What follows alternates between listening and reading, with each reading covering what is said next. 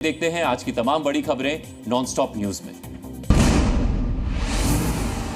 लगातार तीसरी बार प्रधानमंत्री पद की शपथ लेने के बाद आज पीएम मोदी पहली बार अपने संसदीय क्षेत्र वाराणसी पहुंचे, जहां उन्होंने 9 करोड़ किसानों को 20,000 करोड़ की सम्मान निधि की 17वीं किश्त जारी की।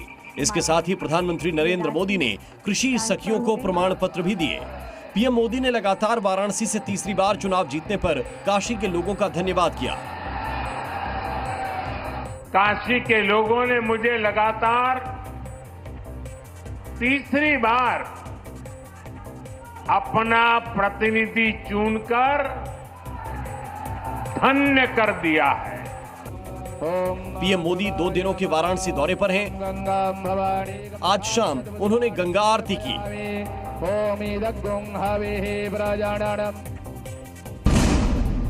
नीट परीक्षा को रद्द करने की मांग को लेकर सुप्रीम कोर्ट ने नेशनल टेस्टिंग एजेंसी और सरकार को नोटिस जारी किया है।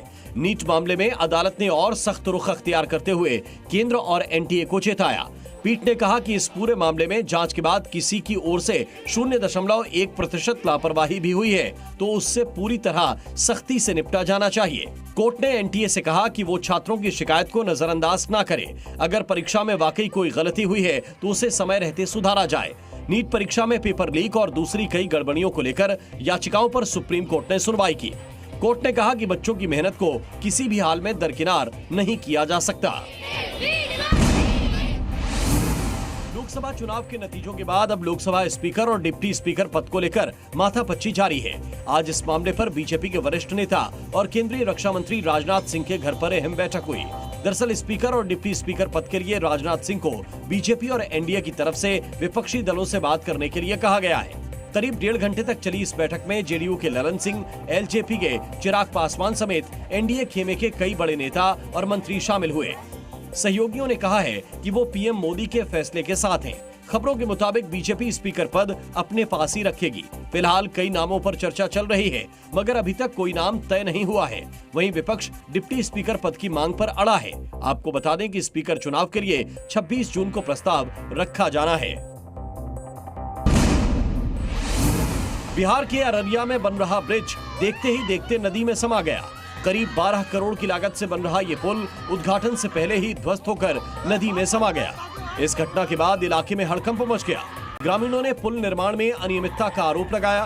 ग्रामीणों की माने तो पिछले 2 दिनों से पुल के स्लैब में दरार दिख रही थी और आज अचानक पुल भर कर गिर गया। प्रधानमंत्री ग्रामीण सड़क निर्माण योजना के तहत बने इस पुल की लागत 7 करोड़ 79 लाख रुपए थी। 182 मीटर लंबे इस पुल का निर्माण 2021 में शुरू हुआ था। शुरुआती दौर में ये 7 करोड़ 80 लाख की लागत का था, लेकिन बाद में नदी की धारा बदलने और अप्रोच सड़क को लेकर कुल 12 करोड़ की लागत का हो गया था। इधर पुल हादसे के बाद सियासत भी शुरू हो गई। आरजेडी ने इस मामले में भ्रष्टाचार का आरोप लगाया तो बीजेपी विधायक विजय कुमार मंडल ने दोषियों पर कड़ी कार्रवाई की बात कही। और हम प्रशासन से मांग करते हैं जो इस पर कड़ी से कड़ी कार्रवाई होनी चाहिए। बंगाल में चुनाव नतीजों के बाद हुई हिंसा पर सियासत जारी है। बीजेपी की फैक्ट फाइंडिंग कमेटी दक्षिण 24 परगना पहुंची और पीड़ितों से मुलाकात की। बीजेपी समर्थकों की ऐसी हालत देखकर फैक्ट फाइंडिंग कमेटी में शामिल बीजेपी नेता खुद गुस्से में आ गए और उन्होंने बंगाल की ममता बनर्जी सरकार को सीधे चुनौती दे डाली। ममता जी, यही आपकी सरकार है। महिलाओं को पीटा जा रहा है, ये बहुत गंभीर मामला है। ममता जी, आपको शर्म करनी चाहिए। इधर बीजेपी समर्थकों का आरोप है कि उन्होंने चुनाव में बीजेपी के लिए प्रचार किया, लेकिन टीएमसी कार्यकर्ता उनकी जान के दुश्मन बने हुए हैं। ममता जी तो खुद देखता नहीं, अब तक जो हम देखे आ रहे थे, इनके गुंडे आके उल्टा उनको धमकी देता है, क्यों आपने बोला है, क्यों आप गए हैं, ये क्या कौन सी बात चल रहा है, इस तरीके से नहीं चल सकता है। Zee News.